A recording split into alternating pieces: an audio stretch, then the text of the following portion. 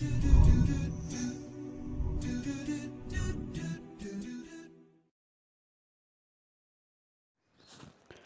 வீடியோவில் விரிதாள்னு சொல்லக்கூடிய GCE.O level மற்றும் GIT போன்ற பாடங்களுக்கு முக்கியமாக கருத்தில் கொண்டு இந்த வீடியோவை செய்யலாம்னு நினைக்கிறேன். அந்த வகையில் ஸ்ப்ரெட்ஷீட்டுன்னு சொல்லக்கூடிய விரிதாள்கள் என்று சொல்லக்கூடிய பகுதி, அதில் மைக்ரோசாஃப்ட் எக்ஸெல் அண்டு போன்ற விடயங்களில் முக்கியமான சில பகுதிகளை எக்ஸாமுக்கு வரலாம்னு எதிர்பார்க்கக்கூடிய சில முக்கியமான பகுதிகளை இதில் பார்க்கலாம்னு நினைக்கிறேன்.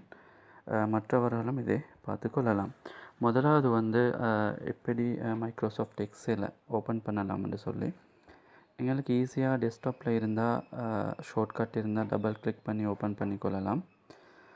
அல்லது ஏற்கனவே ஆரம்பத்தில் இருந்தால் இந்த இடத்துல காட்டியிருக்கும், அல்லது நான் ஓப்பன் பண்ணணும். அல்லது நான் இந்த இடத்துல எக்ஸெல்னு டைப் பண்ணுறேன். ஸோ இந்த இடத்துல சர்ச் பண்ணி காட்டுது எக்ஸெல், அதை கிளிக் பண்ணுறேன். இப்போது மைக்ரோசாஃப்ட் எக்ஸெல் ஓப்பன் ஆகுது. இந்த மைக்ரோசாஃப்ட் எக்ஸெல்லில் ஆரம்பத்தில் காட்டப்பட்டிருக்கு. அப்போ இந்த இடத்துல நான் கிளிக் பண்ணுறேன். கிளிக் பண்ணும்போது மைக்ரோசாஃப்ட் எக்ஸெல் ஓப்பன் ஆகிருக்கு. இந்த மைக்ரோசாஃப்ட் எக்ஸெல்லில் முக்கியமாக பார்க்க வேண்டிய சில பகுதிகள் இருக்குது. இந்த இடத்துல மேலே பாருங்கள், புக் 1 இருக்குது. அதாவது அதுக்கு சொல்கிறோம் டைட்டில் பார்னு சொல்லி. அதாவது உங்களோட ஷீட்டை நேம், எக்ஸல் ஷீட்டை நேம் தான் இந்த இடத்துல. உதாரணத்துக்கு ஏபிசின்னு நான் சேவ் பண்ணியிருந்தால் இந்த இடத்துல ஏபிசின்னு காட்டும் டைட்டில் பார். ரெண்டாவது இதில் முக்கியமாக பார்க்க வேண்டியது டேப். இந்த இடத்துல காட்டுது ஃபைல், ஹோம், இன்சர்ட். அதுக்கு நாங்கள் காட்டலாம் தத்தல்னு சொல்கிறோம் இந்த டேப். இந்த டேப்பை ஒவ்வொன்றாக கிளிக் பண்ணும்போது இந்த இடத்துல பாருங்கள் மாற்றம் அடையும்.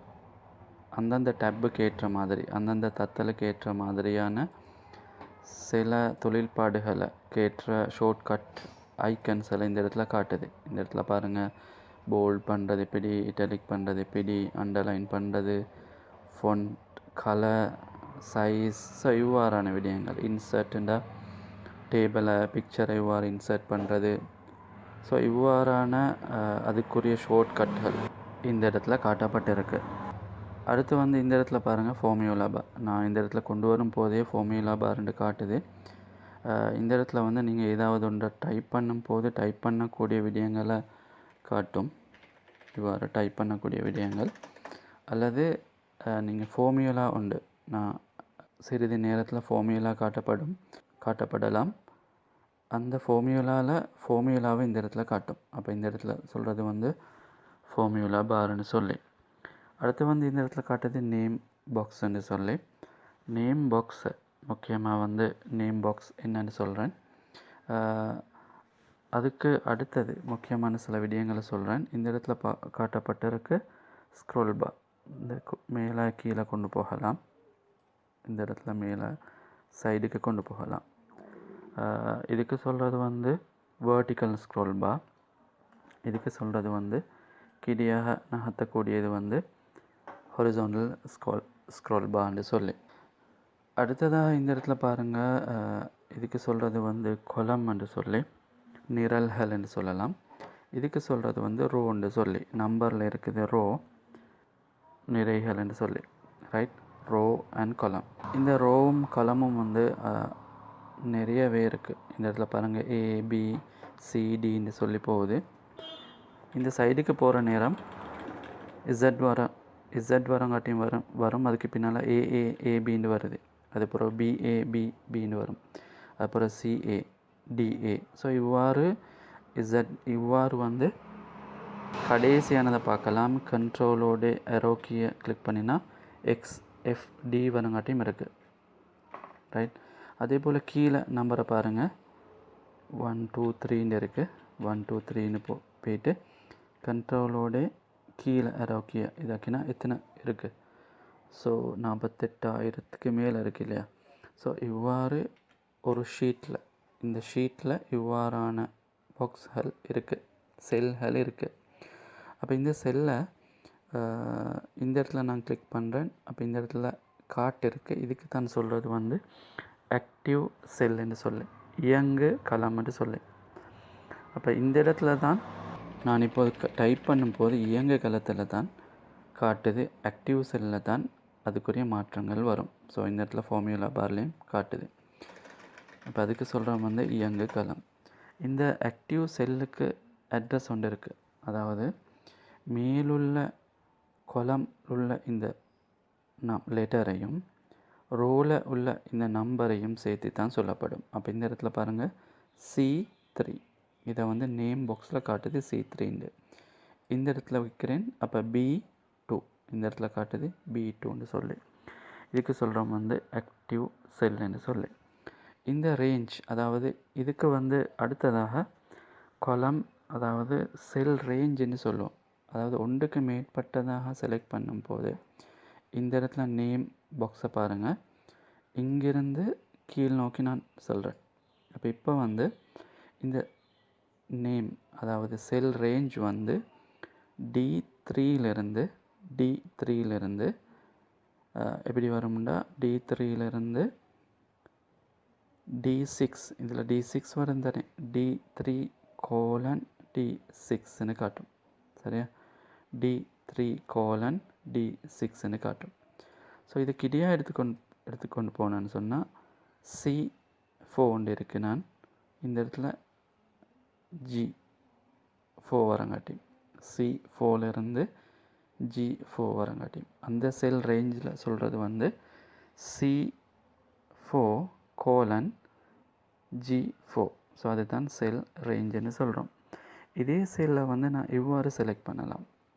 அதாவது வந்து இந்த இடத்துல இருந்து இவ்வாறு ஒரு பாக்ஸாக செலக்ட் பண்ணலாம். அப்போ இது ஆரம்பத்தில் இருக்கக்கூடிய இதையும் இந்த கோர்னரில் இருக்கக்கூடிய இந்த செல்லையும் சொல்லலாம். அதாவது C4:F8. Okay, C4:F8. ஸோ இவ்வாறு தான் இதுக்குரிய ரேஞ்சை நாங்கள் கொடுக்கலாம். ரைட். அடுத்தது வந்து இந்த இடத்துல நான் சொன்னேன் ஃபார்முலா பார்னு சொல்லி, ஈஸியாக உங்களுக்கு காட்டுறதுக்காக வேண்டி. அதுக்கு முதல் இந்த ஷீட், இன்னொரு ஷீட் ஆரம்பிக்கிறேன்டா இந்த இடத்துல கிளிக் பண்ணலாம். ரைட். ஸோ இவ்வாறான ஷீட்களை ஆரம்பித்து கொள்ளலாம். ரைட். அதே போல் ரைட் கிளிக் பண்ணி இன்சர்ட் பண்ணி இந்த இடத்துல ஷீட்டை செலக்ட் பண்ணி ஓகே பண்ணினாலும் இன்னும் ஷீட் ஓப்பன் பண்ணி கொள்ளலாம். ரைட். இந்த இடத்துல பாருங்கள் ஃபார்முலா, அதாவது ஃபார்முலா எவ்வாறு என்டர் பண்ணலாம்னு சொல்லி இந்த இடத்துல ஃபார்முலா ஒன்று கொடுத்தேன்னு சொன்னேன். அதாவது 2+, அதாவது கூட்டல், கழித்தல், பெருக்கல், பிரித்தல். ஸோ இவ்வாறான விடயங்கள் இந்த ஃபார்முலாவில் செய்யலாம்.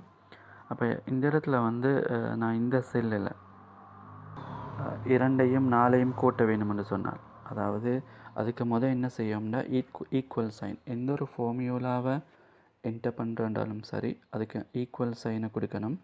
ஈக்குவல் சைனை கொடுத்து 2+4. ரைட். கட்டாயமாக ஈக்குவல் சைன் இருக்கணும், ஈக்குவல் என்று சொல்லக்கூடியது. இப்போ என்டர் பண்ணுறேன். அப்போ இந்த இடத்துல பாருங்கள் 2+4 6 வருது. இந்த இடத்துல கிளிக் பண்ணி பாருங்கள். இப்போ ஃபார்முலாவில் இதுக்குரிய ஃபார்முலாவை காட்டுது. அப்போ 2+4 என்று சொல்லக்கூடியதை காட்டுது. அடுத்து வந்து கழித்து பார்க்கலாம். ஓகே, அப்போ கழிக்கிறேன்டாலும் சரி ஈக்குவல் 8-4. ரைட். கழித்தல், ஈக்குவல் சைனோடு கழிக்கிறேன். இப்போது பாருங்கள் 4 வருது. இந்த இடத்துல கிளிக் பண்ணி இந்த இடத்துல ஃபார்முலா பார்க்கலாம். 8-4. ரைட். மூன்றாவது வந்து பெருக்கல் 5. இவ்வாறான ஸ்டார் மார்க் தான் இருக்குது பெருக்கலுக்கு. 5:5. இவ்வாறு நான் போட்டேன்னு சொன்னால் என்டர் பண்ணுறேன்னு பாருங்கள். இப்போது 5:5 காட்டுதில்லை. அதுக்கான காரணம் என்னென்னு சொன்னால், நான் ஆரம்பத்தில் எந்த ஒரு ஃபார்முலாலையும் ஆரம்பத்தில் ஈக்குவல் சைனை கொடுக்குறேன். இப்போது வந்து என்ன செய்யலாம்டா, என்டர் பண்ணுங்கள். 25ன்னு காட்டுது. இதை கிளிக் பண்ணி பாருங்கள். 5:5ன்னு சொல்லி அடுத்து வந்து பிரிக்கலாம். ஈக்குவல் 10 2ஆல் பிரிக்கிறோம். ரைட். 5 விட வருது. அடுத்து வந்து அதாவது அடுக்கு அதாவது இவ்வாறு ஈக்குவல் 2 அடுக்க பார்ப்போமே 2. இது வந்து ஷிஃப்டோடு நம்பர் 6 இருக்குது மேலே இவ்வாறான ஒரு அடையாளம் 2 வைப்போம். அப்போ அதுக்குரியது 4. ஸோ இதை டபுள் கிளிக் பண்ணி இதை 6 மாற்றி பார்ப்போம். 6 64 வருது. ஸோ இவ்வாறான ஃபார்முலாக்களை எடுத்துக்கொள்ளலாம். சரியா? அடுத்தது வந்து நான் இந்த இடத்துல ரேஞ்சில் ஒரு குறிப்பிட்ட நம்பர்ஸை போடுறேன். 45, 25, 20, 10, 15. ஸோ இவ்வாறு. ரைட். ஆரம்பத்தில் அடுத்தது வந்து நாங்கள் பார்க்கலாம். இந்த இடத்துல இருக்க ஹோமில் போயிட்டு இந்த இடத்துல கிளிக் பண்ணுங்கள். இந்த இடத்துல கிளிக் பண்ணினா பாருங்கள், சம் இருக்குது, எவரேஜ் இருக்குது, கவுண்ட் நம்பர்ஸ் இருக்குது, மேக்ஸிமம் இருக்குது, மினிமம் இருக்குது. ரைட். இது எவ்வாறு பார்க்கலாம்னு சொல்லி அதுக்கு வந்து நாங்கள் செல் மூலமாகவும் கூட்டலாம். ரைட். உதாரணத்துக்கு வந்து இந்த செல்லில் சொல்லாமே 45, இந்த செல்லில் இருக்குது 25. ஓகே. அப்போ இந்த இடத்துல ஈக்குவல் இந்த செல் அட்ரஸை கொடுக்கலாம். இந்த செல் அட்ரஸ் என்னது? E4 இல்லையா? E4 ப்ளஸ் இந்த இடத்துல இருக்குது F4. இந்த இடத்த கிளிக் பண்ணினாலும் சரி F1 டைப் பண்ணி பட்டுரும். இப்போ என்டர் பண்ணி பாருங்கள். இப்போ அது வந்து செல்களை E4 ப்ளஸ் F4 காட்டுது. இப்போது செல்லில் நம்பரை மாற்றும் போது 25க்கு பதில் 50 கொடுக்குறேன், ஆட்டோமேட்டிக்கலி இங்கேயும் மாறுது. அவ்வாறு செல்லை செலக்ட் பண்ணி செய்ய மேலும். ரைட். அது செல்ல முக்கியத்துவம்.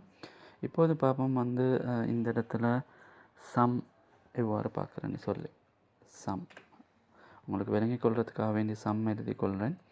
இந்த இடத்துல பாருங்கள், இந்த இடத்துல கிளிக் பண்ணி இந்த இடத்துல இருக்குது சம்ன்னு சொல்லி ஈக்குவல் இந்த இடத்துல இருக்குது சம்மை கிளிக் பண்ணுங்கள். அப்போ இந்த இடத்துல காட்டுது ரேஞ்ச் ஒன்று காட்டுது ஈக்குவல் சம்.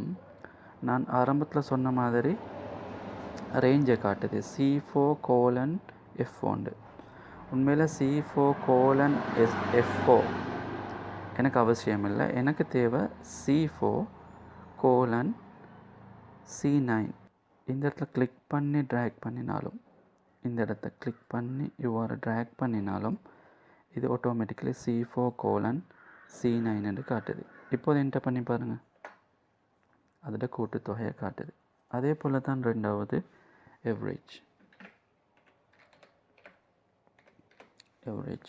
எவரேஜை காண வேண்டும் என்றால் இந்த இடத்துல செலக்ட் பண்ணி இந்த இடத்துல தான் எவரேஜ் எடுக்கணும். இந்த இடத்துல கிளிக் பண்ணுங்கள், எவரேஜ் கிளிக் பண்ணுங்கள். ரைட். இப்போ அது வந்து இதில் எவரேஜ் இல்லை, G4 எவரேஜ் இல்லை. இந்த இடத்துல ஒரே ஒரு நம்பர் தானே இருக்குது. இந்த இடத்த கிளிக் பண்ணி இந்த ரேஞ்சை டைப் பண்ணலாம். ஆரம்பத்தில் சொன்ன மாதிரி C4:C9 அல்லது செலக்ட் பண்ணி இவ்வாறு ட்ராக் பண்ணும் போதும் ஆட்டோமேட்டிக்கலி வருது. இப்போ என்டர் பண்ணி பாருங்கள், எவரேஜ் வருது. மூன்றாவது வந்து மேக்ஸிமம். இதில் மேக்ஸிமம் இதை பார்க்கலாமுண்டு. இந்த செல்லை செலக்ட் பண்ணுறேன். அடுத்தது வந்து ஒட்டோ சம்முன்ற சொல்லக்கூடிய இடத்துல மேக்ஸ்ன்னு இருக்குது. அப்போ இந்த இடத்துல பாருங்கள் ஈக்குவல் மேக்ஸ் G4:G5 அது இல்லை. அப்போ இந்த இடத்துல பாருங்கள் C4லேருந்து ட்ராக் பண்ணுறேன். அப்போ C4:C9 மேக்ஸிமம் வருது. அடுத்தது வந்து இந்த இடத்துல மினிமம்.